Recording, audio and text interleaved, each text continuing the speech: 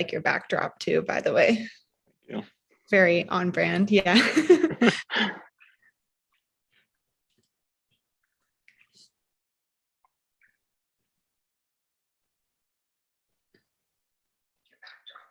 the way. Very on brand, yeah.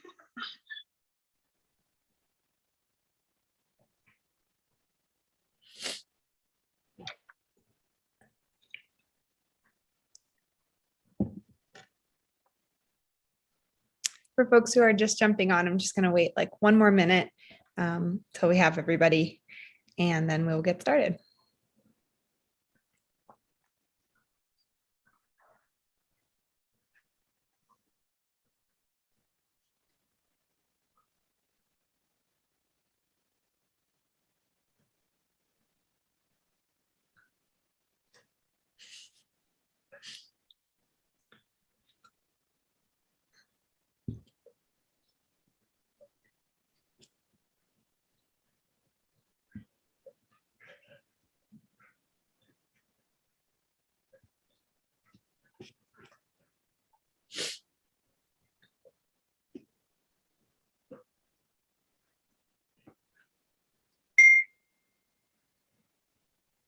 Okay. I am going to go ahead and get started. Welcome, everybody. Thanks for tuning in tonight. My name is Ari. I use she and they pronouns. I'm the chief curator at Union Hall. And for those of you who haven't had a chance to check out Nate's wonderful show yet, Nate is our guest curator. I'm going to let him do a little intro here in a minute, but just wanted to say that Union Hall is a nonprofit arts exhibition space in downtown Denver. And our Rough Gems program is generously supported by the Colorado Community Foundation, the Andy Warhol Foundation for the Visual Arts, Von P. Stanton Foundation, Colorado Creative Industries, and the Emily Hall Tremaine Foundation. Thanks so much to everyone who makes Rough Gems possible. And Rough Gems, just for a little background also, is our rotating curatorial call. Every year we produce 3 Rough Gems exhibitions, which are each 3 weeks long. They come from an open call from local curators, of which Nate is one. And I'll kick it over to you for a quick intro. Yeah, so I'm Nate, he, him, his. As mentioned, I'm the guest curator for Made Known, which is this 3rd and final show of Rough Gems. Very exciting. Yay.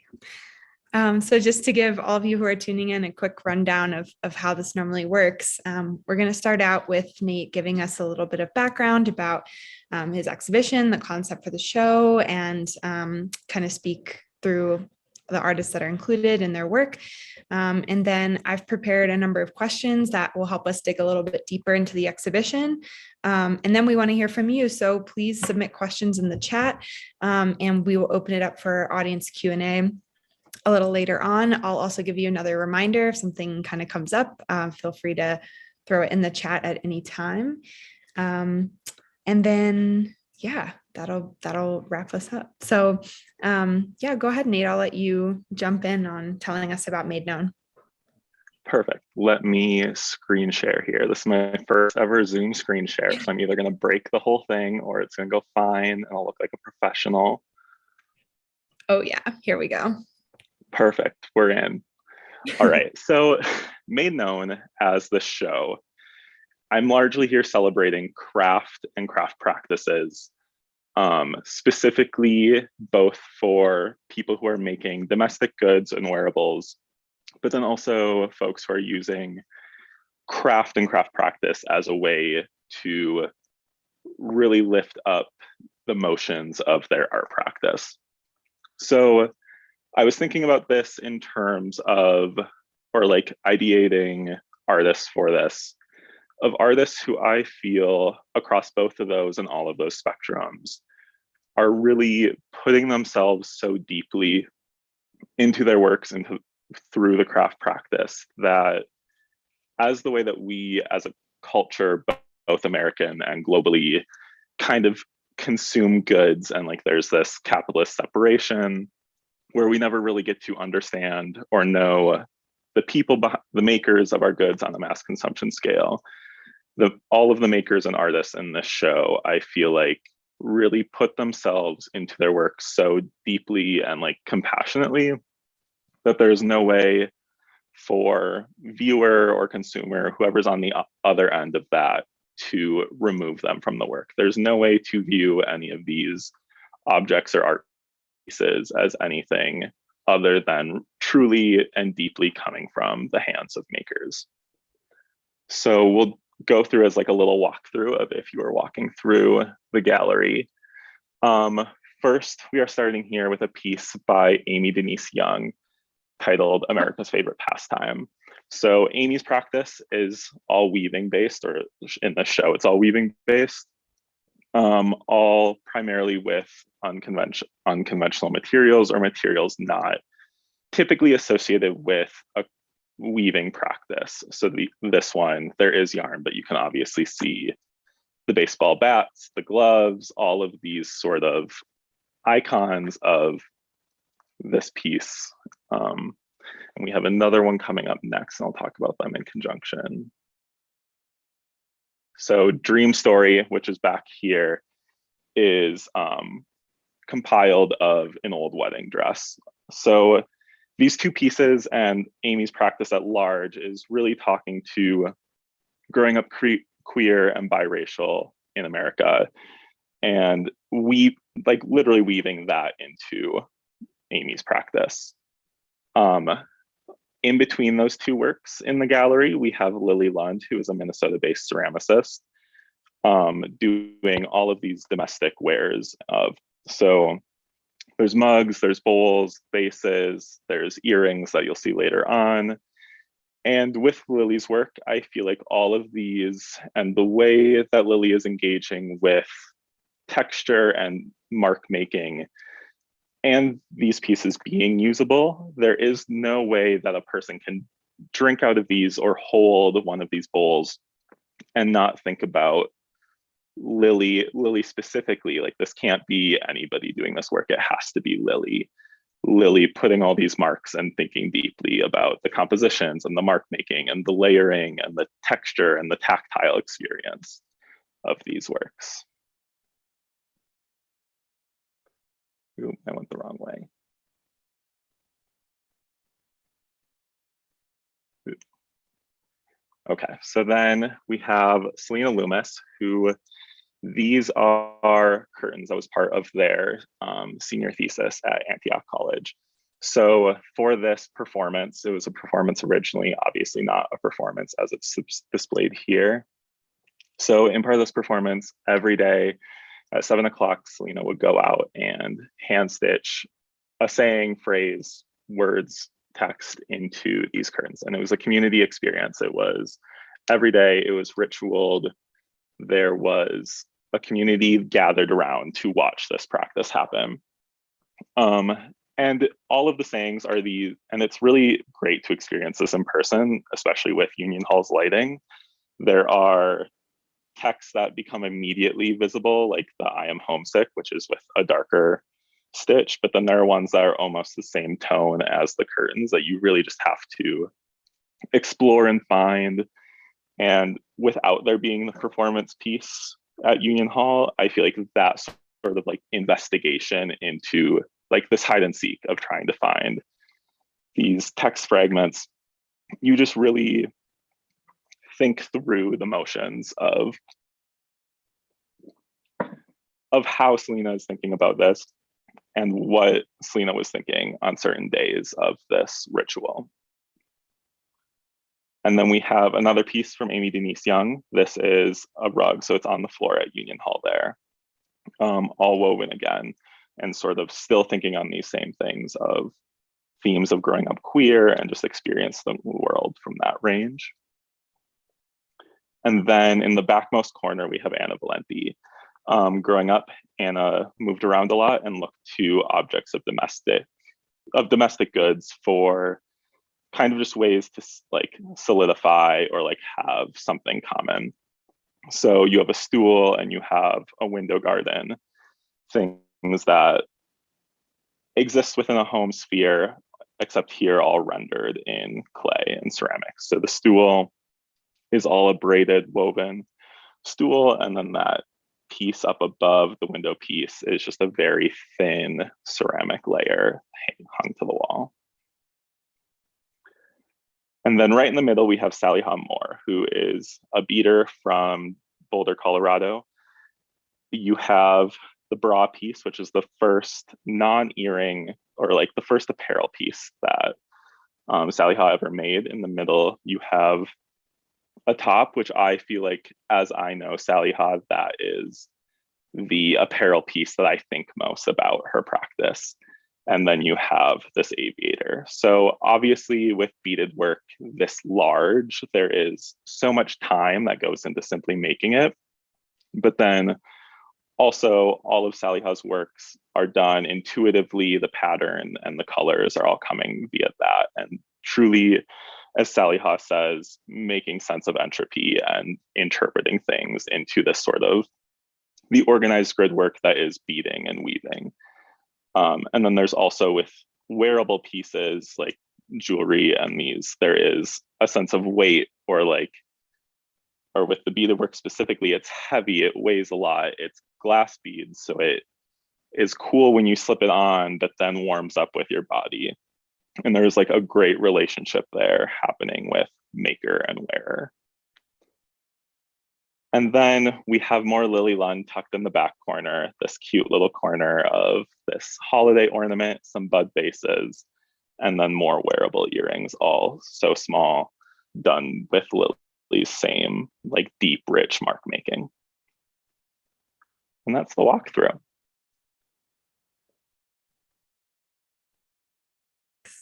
Thanks. Sorry, had to take myself off mute. I guess just to take like a little bit of a step back after that, I'm a little curious about how your sort of training and imprint is on this exhibition. So you mentioned that in Rough Gems this year, your project focuses on design and craft, which is sort of unique for us and not something that we've really explored before, especially in Rough Gems. And you're a designer who's interested in craft objects in the domestic sphere. So I'm curious about, the vision behind the exhibition and your desire to bring a conversation about craft to Union Hall. When I think about, or how I'm thinking about this largely, is craft is something that I and us all experience every day. So I'm thinking about craft as all of the things, and design as all of the things in our life that are made that somebody had to put thought, intention, skill into producing. I'm not viewing it incredibly separate from art or existing differently, thinking about craft as just the physicality of a domestic good, of a domestic object, basically. And when I was doing the proposal for this and thinking about it, the way that I am coming from life, I never would have considered doing anything other than craft or design or object. That is fully and truly solely all that I am interested in this world, and what I get the most joy out of knowing and seeing and learning about. And so when I was thinking about this guest curator role for this show, that was all I could think about. And it was starting with that umbrella and like figuring it out from there. That's awesome. And yeah, like you said, it's fully your world outside of your role as guest curator here. You work as a buyer and manager at the Boulder-based homewares boutique Cedar and Hyde, and you're also studying interior design at REMCAD. So I'm also curious about kind of your work, your studies, and how these things are flowing into the way that you think about design and craft pretty much all day, every day. Yeah, and they all intermingle so deeply. And like for studying interior design, I literally could care less about having to do a SketchUp like mock of a room. That interests me zero. It is just like a way for me to because I don't have a college degree right now, it's just a way for me to bolster this existing work that I'm doing of just truly loving craft and object. And like you said, I'm a buyer at Cedar and Hyde for the homewares up in Boulder, and that thinking is directly one one-to-one related to Made Known, of just, it is between both apparel and home. It's all sort of small scale artisan, truly people who are putting love and compassion into like what they are making to fill objects in the world. And so when I'm buying there, that's something that we're thinking about always. It's with ceramicists, we're thinking about how, like, are they shaping it by hand? Are they slip casting? Like, what is their process? What does the process mean for this product that they're making? And how is that all like intermingling? And so when thinking about Made Known, it is me thinking about the same thing. It's truly just the same singular thought that like I drive through with life, of just like the ethics and morals of how I want to be a consumer. Except with Made Known, there doesn't have to be this like consumer end on the other half, is that I could present something that was just vibes and ideas, and it didn't have to make sense in a world of trend or like consumerism. It didn't need to like ratio to another product that we have to like ensure whatever. It just, this was the same thinking, but I got to do it so much more freely, of like, these are people that I love them all. These are all great people, and I just want to like show them off. Like, yeah. It is really funny. Like, I'm sure you can relate to this, even though we have like different backgrounds and a different path. But like in places like Union Hall, I'm very often, searching for an exhibition that will fill a mission or a goal of that organization, like similar to how when you're buying for, a store that you don't own, you are trying to fulfill like the brand and like speak to what the kind of ethos is there. And then when you're doing your own projects, that's where you can kind of like get out into the world, all the things that you love that like don't fit into those boundaries that you're creating when you're like fulfilling a brief or working for a client or something. And I don't know, I totally like see you seeking out more of these opportunities, because I think like you have just such a wealth of knowledge about different artists and makers, which kind of brings me to my next question. So on top of being a student and having a job, and doing shows at Union Hall, you also publish a biweekly newsletter called Artificial Turf, which I highly recommend everybody subscribe to, where you offer a curated collection of art and design for an interior landscape. And I've been subscribing pretty much since you got it up and running, and I'm definitely a big fan of your eye. So I'm curious about how you find new makers that you include in Artificial Turf, and I guess more broadly, how you find new makers, period, and then like how you sort of decide and silo them into like your different projects and different facets of your sort of creative output. Yeah, so Artificial Turf was something I started like pre-COVID, like right when things started to get hairy, and I was like, my life is going to change. I want something that just like, that is routine, that I do this every week and it feels safe and secure. I like pre-planned for just a world of chaos for myself because I needed that, and that is how I did it. My screen time is absolutely ridiculous. Like Instagram, it's truly like 9 hours a day of just like, I live in Denver, commute to Boulder, hang out on my phone. Like, it's just, if it exists online, I am consuming it. And that is just like where Artificial Turf started, of just, I am looking at so much every day for personal interest, for work, for everything. I am intaking so much of it.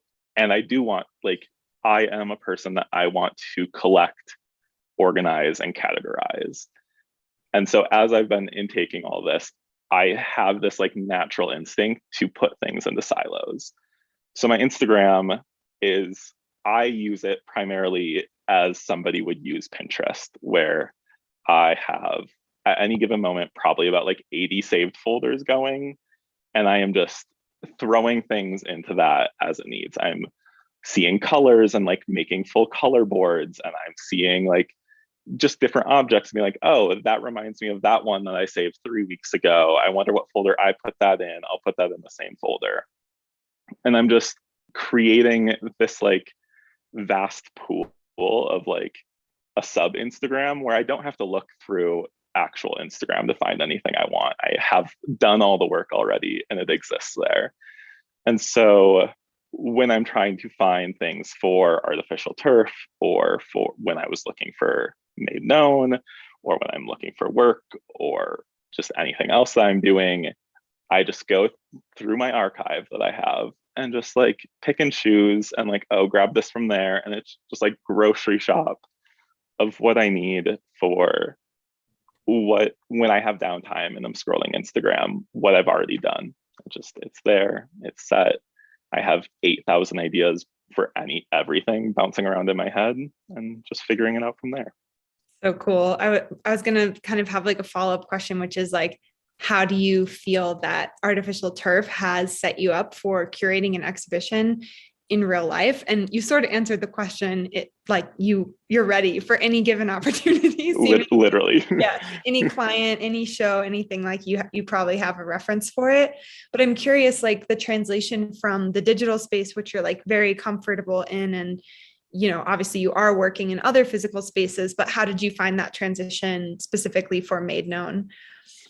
That was actually probably the most difficult part of Made Known for me, was finding, which is funny being an interior designer, but like that the hardest part for me was filling a physical space and thinking about scale relationships and like placements of things and like the walkthrough flow of the gallery. The way that I like to present things is flat on a piece of paper and like a one-to-one, like doesn't exist in 3D space. I am showing you this angle that I want you to see it from, and I am putting all the text right there that you need to know about it. And it's, yes, is obviously a part of that there's always going to be a viewer interpreting it however they want, as they should. But like as a person who is presenting visual information, not being able to control that fully was not a fun time for my brain, which is also just how I think of just like, I have to control all situations all the time, and like understanding that a person can walk around the gallery in any direction that they want, and they're going to read everything completely different if they didn't grab the pamphlet at the beginning, or if they're grabbing the pamphlet at the end. Like all of the variables of having another human interact with the work in 3D space was just the most stressful part of this for me. Not fun for me, but it's done, happened. Yeah. That's really interesting. I wonder, like, if maybe this is just something that, because you are so comfortable online, it's like a growing pain of learning to like present stuff in real space versus a digital space, which can be like so tightly controlled. Like even if you are showing things in 3-dimensional space, but digitally, that's still a very controlled experience, like some kind of rendering or some kind of like video or something versus like, yeah, all of those variables in a space that, but yeah, you also can't control what people bring to it as well. And exactly, that's something that I think as a curator, like is always something that I think about, like the viewer experience, but you also, there is like, speaking of entropy, like there's this unknown of just what somebody is going to bring to the table, especially like when you're dealing with things that are tactile, but people aren't allowed to touch or sit or hold something. There is just this like push and pull between like, I don't know, something like voyeuristic, I guess. It's kind of interesting. And it's like merchandising at Cedar and Hyde. Cedar and Hyde is set up more or less like the layout of a home. So there's like a little kitchen section. I have mugs everywhere.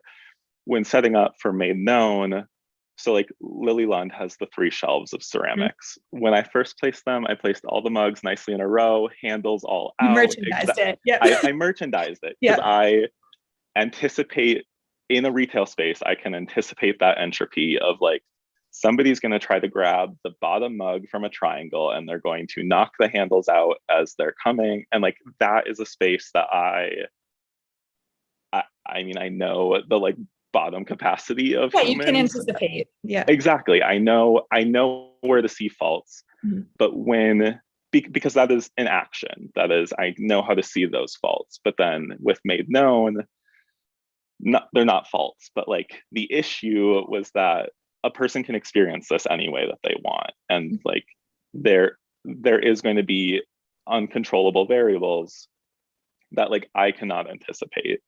And that was in a physical space. And that was it. Yeah, that's really interesting to think about. And yeah, just like how your brain has been set up by retail spaces versus like a fine art space, but using objects that could be seen in either. And this is something that we talked about, obviously, in planning the exhibition, like putting a mug in an art gallery is kind of like a wild dynamic, because typically those are items that are seen in a very colloquial sense and thought about with their function first, versus like putting them into a contemporary art gallery, you're asking them to be considered in a different way. So yeah, you're kind of having to break your brain a little bit, it sounds like, to get there, which is pretty cool. Sure. Yeah. Leads to another question about the artists that are in Made Known, and how you made those selections and what conversations and connections you were seeing between some of the artists that are included in the show. Yeah, so in selecting the artists, a lot of that, I mean, because of life and then also this Instagram hierarchy that I have, they were all artists that I had known about and have been thinking about in similar or relative capacities for a while. When I was proposing Made Known, all of them were immediate in my mind. There was not a lot of like waffling of like, does this person make sense? Does this person not? The list was fully formed. I have thought about all of their works in this capacity of just truly outstandingly committed to their craft and their work, that they were all such a given. And I didn't really spend time thinking about how individual pieces I was placing related, because as the space is kind of laid out, it does feel very domestic. There are curtains, there's mugs in a place, there's apparel hanging on like little hangers.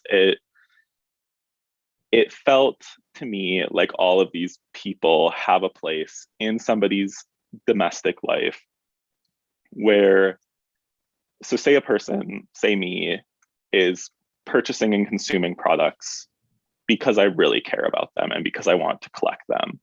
I am under the belief that, as being an interior design student, I am under the belief that everything goes together if it's being unified by a core person, that there's no need for trends to inform anything. There's no need for a strict color palette to inform anything. That if a person builds up a domestic collection slowly and intentionally, it's always going to make sense together. And that is, going into this, that is immediately how I felt about this collection of it. The pieces might not relate to each other one-to-one, but there is an umbrella here, and that umbrella is this thinking about craft and their craft so intimately, is that all of these pieces have the same universal goal or mindset, or for me, are telling the same story of society and culture, independent of what they are telling about the artist or what the piece is specifically saying. That's really cool. I like that, about thinking about like, if you looked at a person's collection, what could you learn about them? So like working backwards into like finding who that core person is. Is there a core person for this collection of objects, or it's more like the core idea, would you say? The core idea, but obviously all of them are people I know from various points in my life or various like Instagram interactions. I guess I am the core because it is coming from my brain, but it is the central idea of craft and as it relates to person on the other side. Yeah. It's something like I think about often also with curating, at least like the way that I learned about curatorial work is like it like producing an exhibition is like inseparable from the curator. And that doesn't always mean that your point of view is like foregrounded as some kind of like fact, or it's not always some like opinion-based think piece, but just those choices about the way that you arrange things or artists that you select does say something about who you are, where you're coming from, and your research. And so like you can try really hard to remove that and make it like very official and impartial, but like even museum collections, they're not curated based on some kind of like objective fact. They're curated with the touch of like another person. Yeah. And it's something that I've always really liked about curating, because I, like you, I'm a person who just drives off of like organizing and collecting. And so it's kind of, yeah, I think even when I try to take my spin out of it, it's still like inevitably going to be there. So this idea of like a core person, I really like. So yeah, I guess this goes to more of your like interior design kind of question. Tell me a little bit about your vision for the experience within the exhibition space. How did it come together in the curatorial process? And did it come out the same or different than you sort of expected from the beginning? Completely different. Of just when thinking about the work selection, I knew that, or so when I was thinking about artists, all of these came to mind, but like also as I was looking for some to maybe fill some holes, I have 5 artists here. There are 6 that you get to present, or that you could present with rough gems, and I'm a maximalist. I want it all. So when I was trying to think of a 6th, I as this curator, and my interests are ceramics and textile. Like there is nothing I love more. That and text work. There is just like, those are the 3 things that really get me going. And with that, I had to work really hard mentally to make sure I wasn't leaning this any one direction, because I didn't want it to be a ceramic show. I didn't want it to be a textile show. I wanted to talk about craft largely. So I had to think about ways to make some of these objects take up more or less space than they should, or that they typically would. So with Salihah's beaded work, that is moving things that could hang flat on a wall, moving them further away from the wall to take up a little bit more of that 3D space. That is bringing in the woven rug textile to take up the floor space. If this show was just me immediately spitting out everything that I wanted, everything would have been flat on the wall, and the only thing of like dimension would have been weavings that have some like projection outwards, and then mugs that are sitting on a shelf. So that was a workaround for me of just figuring out how to orient the space to make 3D sense, and to bring some of these works that I am here presenting as art, but like we were talking about with mugs, are being viewed in a different capacity than their functional basis. I needed to balance that of wanting things very strictly displayed as art. I wanted everything in here to be considered as art and kind of taken a step back and remove it from its functionality. So I had to balance those 2. And then when we were installing that is when the thought of this domestic, cozy interior space came, of like, we have like seating, there's the curtain there's like the mug section. Like it felt so much more intentional of this domestic space when it was all put together. And that I don't know if I needed to like stress or think so hard about how it was taking up this 3D space, because in the end, because I was taking primarily domestic goods, the end result is something that feels incredibly homey and relaxed. And despite displaying things as art, it still feels domestic, and kind of that sort of like carefree nature that somebody gets to have in their home or somebody else's domestic space.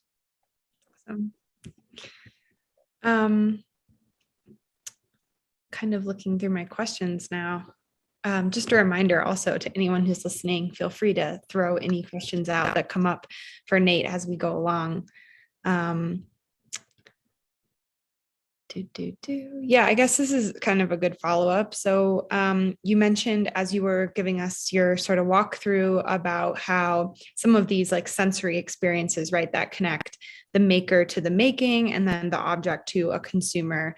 So something like holding a mug in your hands and feeling like the imprints in the clay, that mark making, and then also something like the coolness of beaded works when you're wearing them, they're acclimating to your body temperature. And I'm just curious, like, how you see handmade objects as different from mass-produced ones. And is there that like aura or experience that comes with mass-produced objects, or do you feel that that's like something that's separate and distinct to things that are handmade? I There's obviously space in commodity culture for both of those things to exist. There are objects that mass production does work for. Largely, however, I feel like the difference is in that aura, and it is in that relationship that a maker has with an object that is then brought to somebody else. We exist in commodity culture, we exist in a highly consumer culture where there is no way to like relieve yourself of goods. I feel that regardless of how you're going about life, there are tools for living that you are going to need to be able to survive as a human as it stands currently. With a handmade good, I feel like there is an innate energy that is put into that object through its made process, whether that be time, skill, form. It's all, there is somebody putting direct work into that direct object. With mass production, yes, everything is designed, somebody designed it at some point. Yes, there are still people making it, but like there is maybe a care and compassion for direct product that isn't there. So like when we're looking at Lily Lund ceramic mugs, there is a direct relationship of Lily putting on all of the layers of mark making and then putting it out into the world for somebody else. And they're all going to be different. They're all going to be very distinctly Lily. They're all going to be what Lily was feeling or thinking in that moment. Like there is no way to have one of those and not feel some sort of experience that Lily was experiencing in that moment. And that is kind of the like ethics and ethos that like I hope that I consume a lot of my life by, of just, yes, I have access to all of the goods in the world through Amazon and everything. Like I just, anything I want relatively, I could get it immediately. In my own consumer practices, I would hope that I strive to make sure that I am doing that with that I as a consumer am making purchases with the same sort of compassion that makers are making objects, and that because it is a commodity space, it is transactional, and I would want nothing more than for that transaction to be equal and fair. And I feel like it typically is not equal or fair in mass production timelines or in the way that people use mass produced objects. I don't think that necessarily gives a lot of care to the object or the people making them or the people that design them.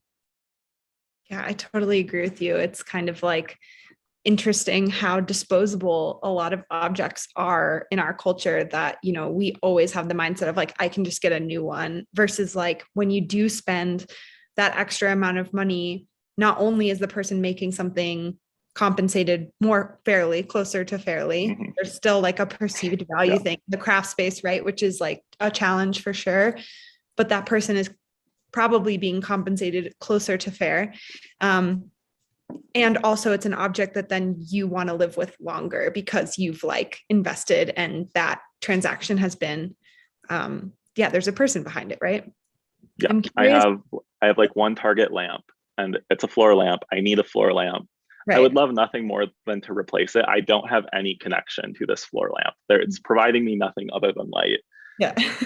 But because I purchased it, I don't want to dispose of it. I'm just kind of stuck with this thing that like takes up space and is kind of meaningless for me.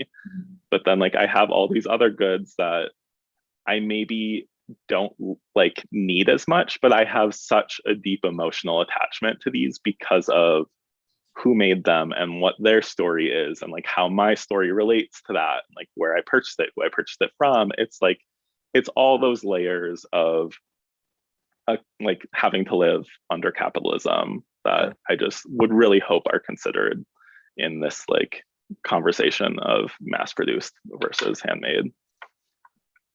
Yeah, it's like something about living meaningfully, right? Yeah. sorry, looking through my questions again. I guess like, okay, so we're moving through this hierarchy, right? Of like mass produced, handmade goods. And then like, I'm curious how fine art like fits into this picture. And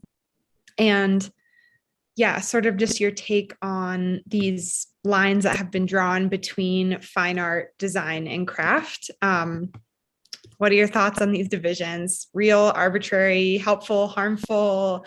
Where can we like blur the lines? Where do we need to keep them separate and why? Like, this is just a very broad, open-ended thing, but I'm just curious on your take on all of this.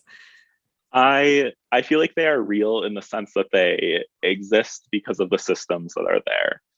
I don't feel like they are real in any sense other than that misogyny is incredibly pervasive, and that domestic handicraft and craft of the home sphere or decorative arts, because it has been historically deemed feminine, is just valued so much less than fine arts. I think there's like the Corbusier quote of, there is a hierarchy, decorative arts at the bottom, the human form at the top, because we are man.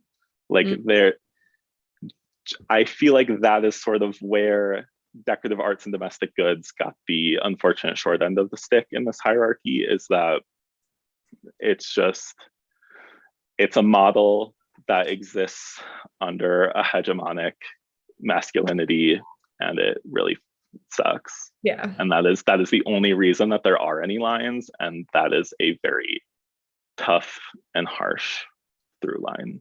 Yeah, absolutely. It's interesting that you bring that up too, because I find like in the fine art space that a lot of the time exhibitions that are curated that include, you know, these objects that cross into like a craft boundary, very often those shows are like at galleries run by female identifying people, or you know, curated by somebody who has like some sort of idea about clearing space, right? And so I'm very interested in how that's like baked into our daily kind of experience of like this idea of function and use is something that is incredibly important to us, but is somehow like placed lower on some kind of hierarchy, which also goes to like literal monetary value. Literally, as well. And I guess that also brings up the point, like we were kind of just touching on it a bit, but this idea of like perceived value with craft objects, and that they aren't necessarily always valued in the same way that in terms of like actual money and dollars, they're not always considered to be like worth the same amount of money as like a fine art object, even though they may have taken more time or effort. Like making a ceramic object is like such a long multi-step process, and it doesn't really matter if it's like a sculptural object or a functional object. Curious about your thoughts on that too. Yeah, and it's like you said, that like level of commodity is just based on the same through line. And so to like retrace a lot of steps to when I was first thinking about Made Known, I was thinking about it twofold, of this capitalism piece that we're talking about, but then also I was thinking about the way that museums, specifically museums that have some sort of like history or like archaeological background, all of the works that are telling this human history are craft objects. It's all like those are the waypoints in which we are defining human history. And however, because of time passed, or just because of the value of functionality, as they're displayed in galleries and museums, they're obviously, the maker is completely removed. We like might have some sort of idea of like this rough caricature of who this person could be, but the humanity is completely lost. However, these are the waypoints that we are deciding human history. Like this is like a decorative vase that is telling a story. I would say that like predates more than a painting does. It's just like what the ways that humans have experienced the world so far back in history have always been craft based, and have always been functionality, and form follows that. And I mean, obviously I am not an anthropologist and I have no idea anything about that, but like it is, I would say, as history has deemed it, those objects of domestic goods have been defined feminine or by a feminine maker. And the, I just felt like in making Made Known that these are such important pieces of human history and we don't know anything about the maker. And now contemporary, there's just so much objects goods in the world. Like there's just so much quantity of these things that like the maker is still being removed. And in this domestic sphere, that maker is queer, that maker is feminine. It like that is sort of the like sub thesis of Right. Made Known. Of it wasn't actively what I was thinking about, but that is a thought that was just like burning in my mind of like, I am curating a show. I want it to be about craft goods. What is happening here? Yeah. I think that goes back to that idea of a core person, right? And that like that's sort of your like approach and lens through which you're viewing the space, like as a queer person, kind of going into any given space and being like, what's invisible here? Like what you see at the face value of like, these are objects, but like whose labor is missing, whose face is missing, who's like missing from this conversation. I think that's something that probably innately is something that you're dealing with and thinking about. And so therefore, of course, that would like come through in your curatorial. Yeah. And it's like with Made Known, all of the artists represented are non-binary or women. And that was not like a direct intent of mine. Yes. But like also who's making better work, like that's obviously who I'm going to show. But like it that just like came so innately of this sphere and like who I felt was truly just like a standout and like doing it the best and like who I felt really comfortable and should be presented forth in this. That's awesome. I think that leads me to just one more question that I want to ask you, and then we're going to kick it over to some audience questions. So anybody out there listening, if you have any questions for Nate, now would be the time to get those in the chat for us. So we didn't talk too much about the identities or backgrounds of the artists in Made Known, but it's really significant to the storytelling within each of their individual works. So I'm curious if you can tell us a little bit more about each of the artists that you selected and how the work that they're making relates to whether that's like a gender identity, a racial identity, or something else about where they live or how they live that comes forward in the work that they've included. And if you want to bring your screen share back, if that's helpful, you're welcome to do that. But if you don't need to, also fine. I don't want to have to touch any more buttons with that. Got it. So with all of the artists, there is obviously a personal story being told. So we can start at the beginning of the walkthrough with Amy Denise Young, and which was the woven textiles and the rug piece. And with Amy, the artist statement was specifically about being biracial and bisexual, growing up in America queer. And that in those works that to me read so prominently without having to read anymore. It's which is maybe just my understanding of queerness and like rurality in my own sense, but like I immediately understood what all those works were saying, and the story that was being told there was immediately so prevalent. With Lily Lund, it's obviously this like layered and like laborious task of just like, and this like stunningly visual, like visually stunning component of just it feels so forward and vibrant, which I feel like is Lily's personality. It feels like a direct characterization of Lily to me. Selena's works, which are the curtains in the back. Selena is one of my oldest friends. We went to boarding school together, and it's because I know Selena personally and know Selena from being young and like figuring like in a life before things were figured out for anybody. This to me is just so deeply Selena being Selena and doing Selena. And like Selena and I, we don't really talk anymore, but like I still see their entire thought process and like what is going on in their mind from like the brief period that I knew Celina in these works. With Salihah's pieces, which are the beaded ones, that again, it's so incredibly laborious. Like I can see Salihah sitting down and having to spend hours upon hours just weaving this top. And like also when Salihah came to the opening, Salihah was wearing beaded shorts. Like that is Salihah's entire existence to me as I know Salihah, and it feels so pure and genuine. And then with Anna, which were the ceramic pieces, the stool and the garden gate, Anna was talking about that in terms of growing up and finding solace in domestic spaces and feeling comfortable there, and like objects being these waypoints to contextualize self within a changing place, which obviously relates directly because it's again sort of like this experience in youth of just figuring life out through objects and things. Yeah. Awesome. Well, thanks for running us back through it. Looks like we have one question in the chat so far. Can you pinpoint your interest in handicrafts and individual considered domestic goods? This is from Robert. So the secondary question is also sheep soap, which I now need to know a lot more about.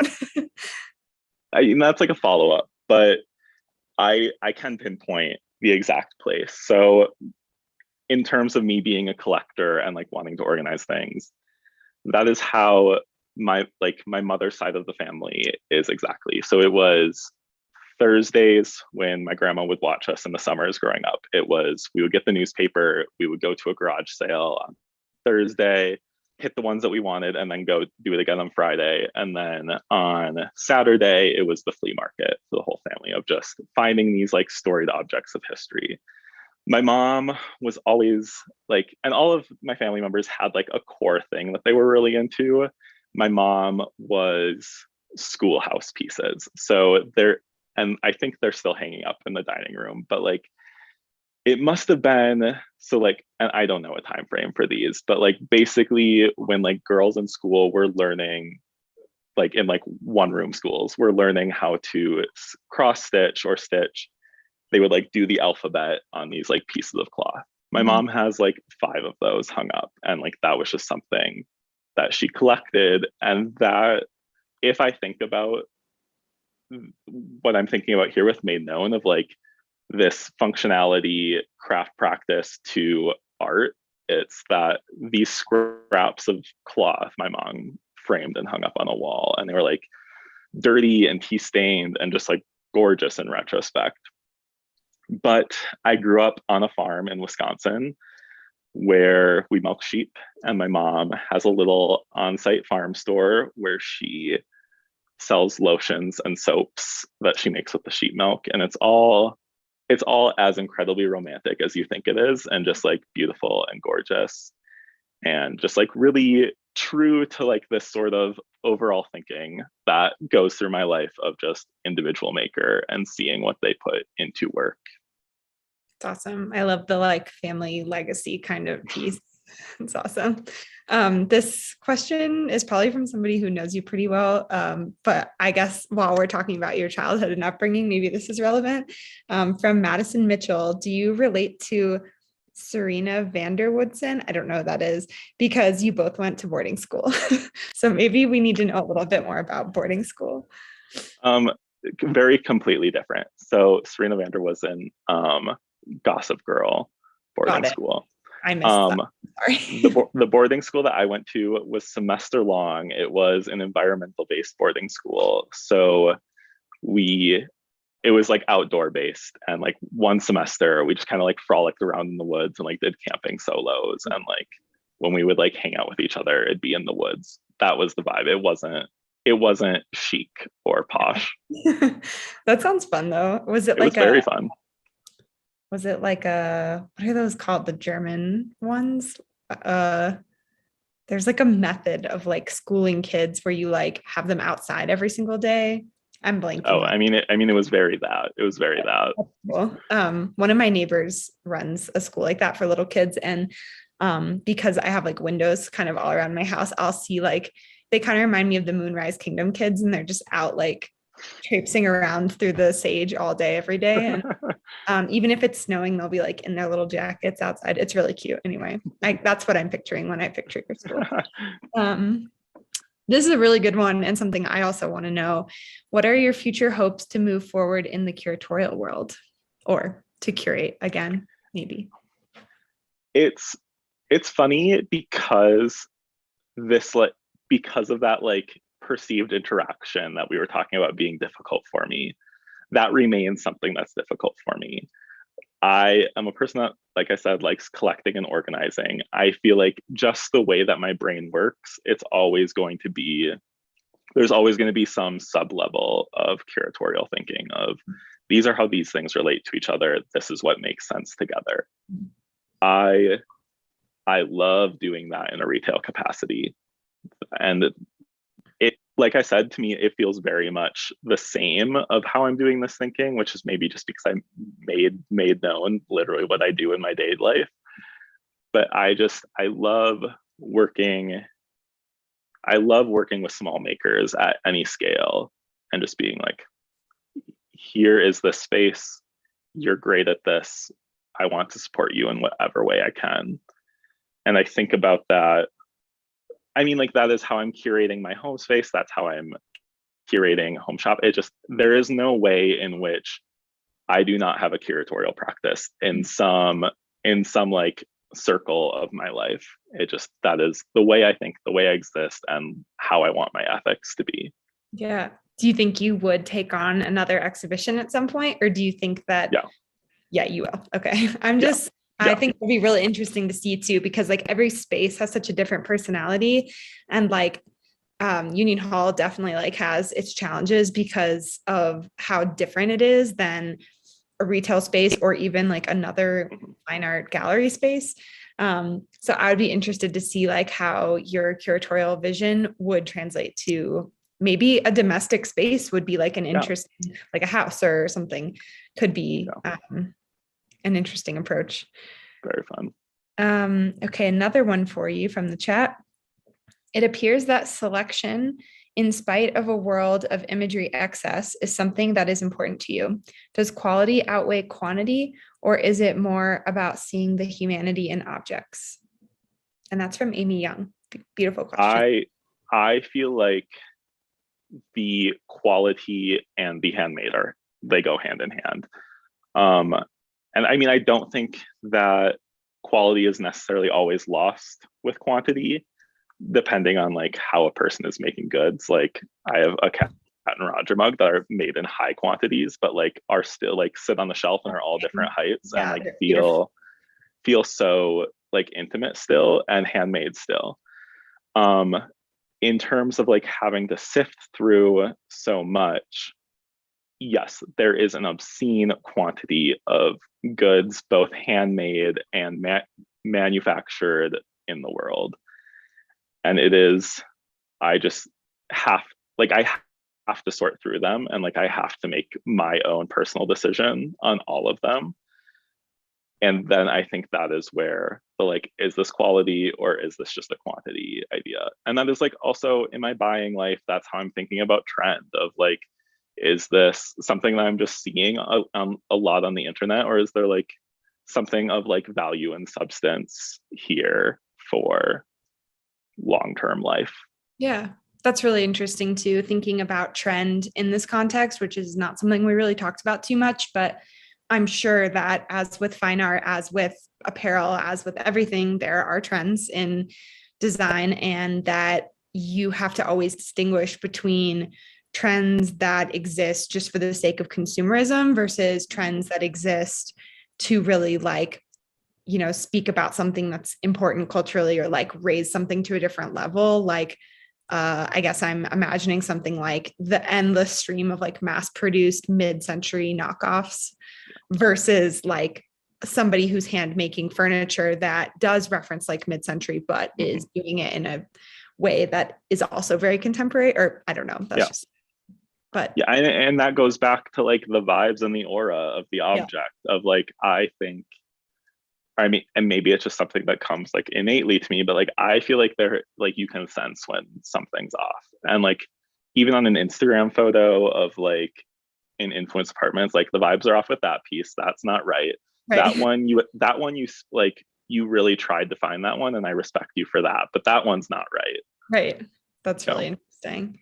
Yeah. And like those like levels in the curation, it's like, of course, like you said with your lamp, right? Like there's going to be those things that are kind of just purely function and don't necessarily create an opportunity to choose a handmade object. Cause sometimes it's just like, I just need a toothbrush. Yeah.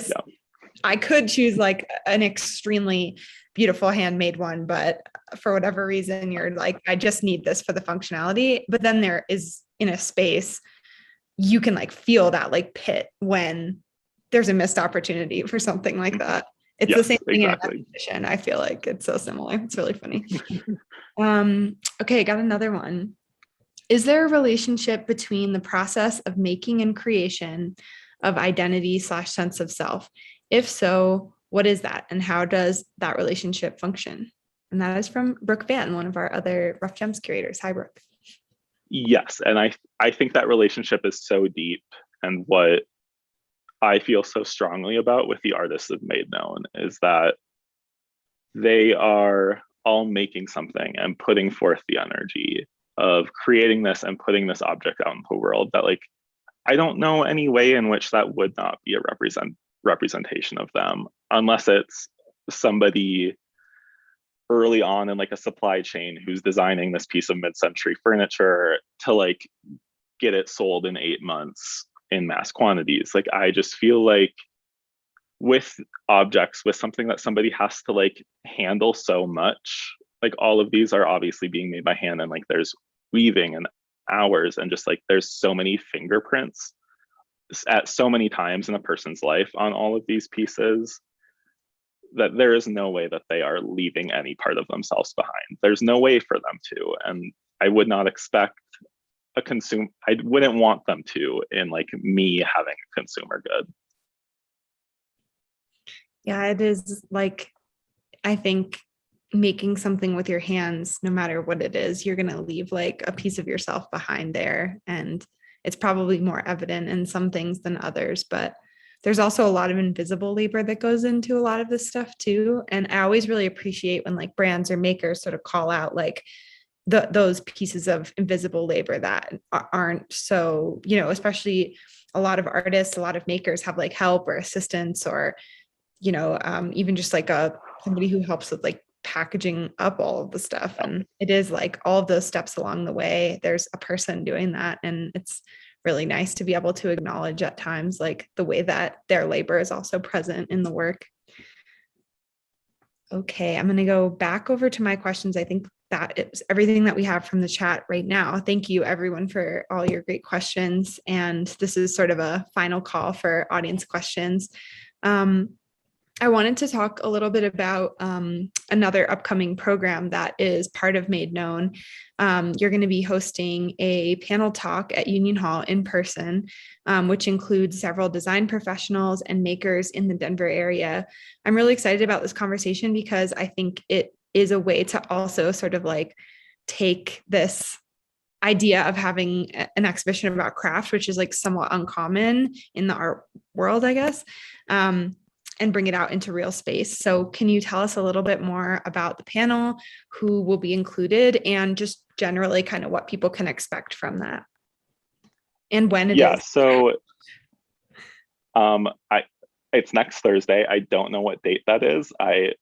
The opening was last Thursday. This is this Thursday. That one's next Thursday. That is the calendar of my life right now.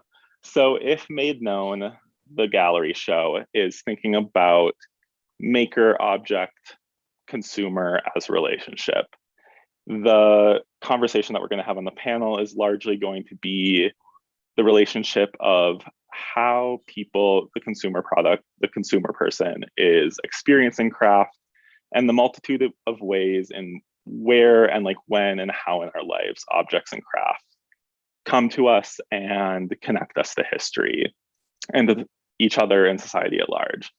So we have Chelsea Kaya, who was a beater here, and I mean, so many more other things than a beater, but like I know as a beater here in Denver. So we also have Sharice Talbot, who is the buyer for the museum store at Kirkland Museum. And then we have Sean of Fenway Clayworks, who functional ceramics, also here in Denver, who I'm a big fan of. And those are our panelists, and we're just going to be having a conversation about how craft is experienced, how these people, which they're all makers also, how they're makers, and then also having craft inform their lives in a certain way. They're like kind of standing on both sides of that. So we're having that conversation. Very cool. I'm really sad I won't be able to be there in person for that, but I totally encourage everybody who is tuning in tonight to make it to Union Hall for that. And it's been a long time since we've done a program like that in person because, we've moved much of our, curatorial and artist talks to online. So a good opportunity to see some human faces and see Made Known and get to chat about craft if you're into that.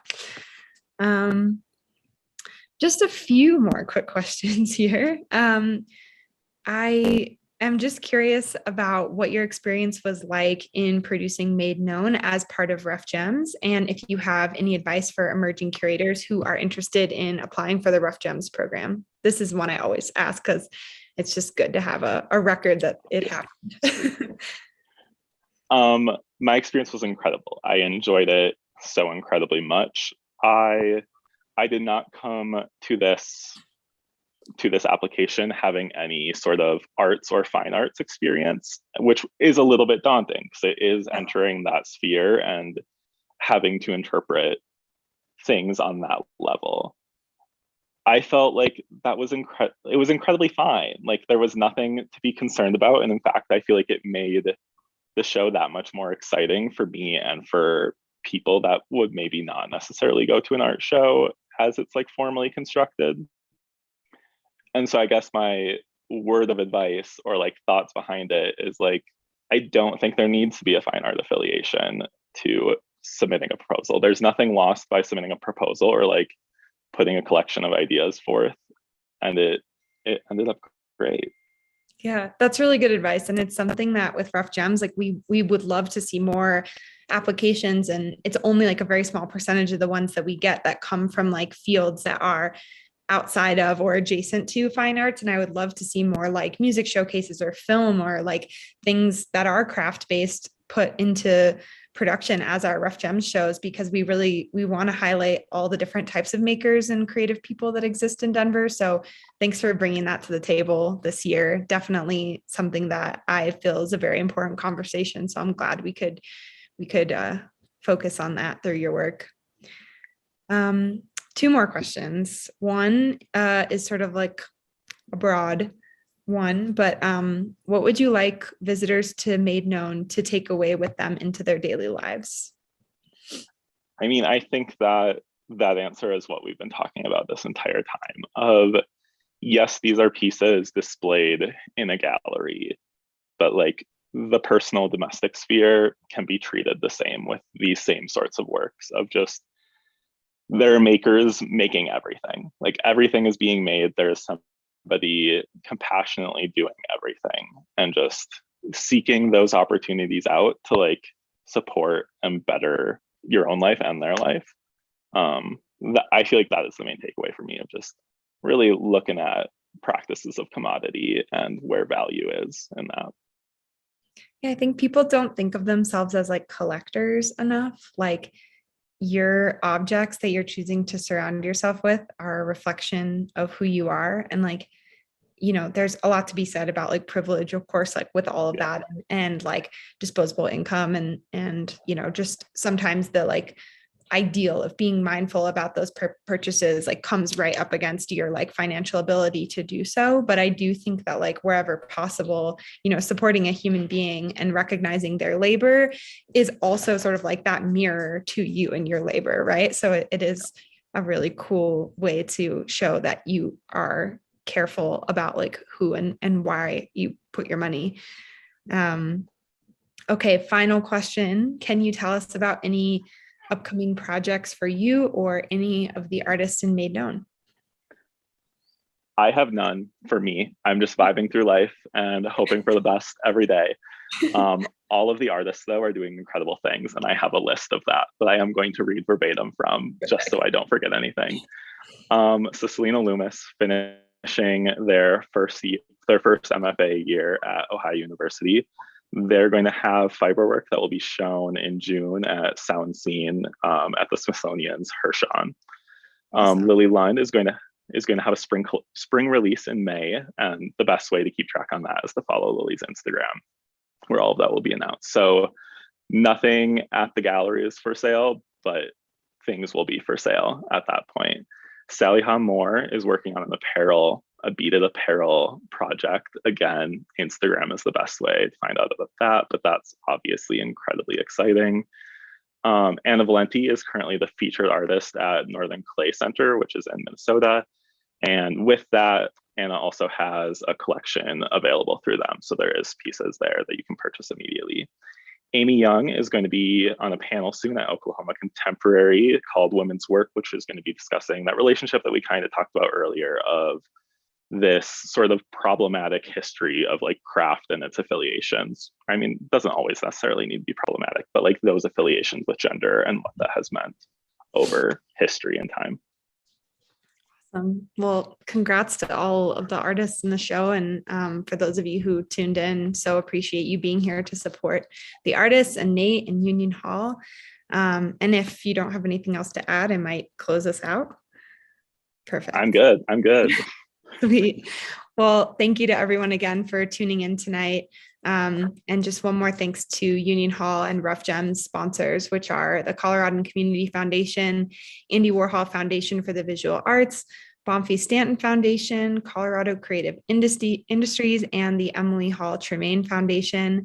So appreciate the support of all these organizations. It makes doing Rough Gems and paying all of these artists stipends and, covering all the production costs for these exhibitions possible. And this is the third year of Rough Gems final show and my final Rough Gems project closeout after conceptualizing the program and taking us through the first 3 years of this. And I just couldn't be more proud to see where this program has gone and all the artists that we have been able to support and curators like Nate that we've been able to support. So thank you everyone who's tuned in. I just couldn't be more proud of our team and our curators. It's such a pleasure to work with all of you. So before I start crying, I'll leave it there.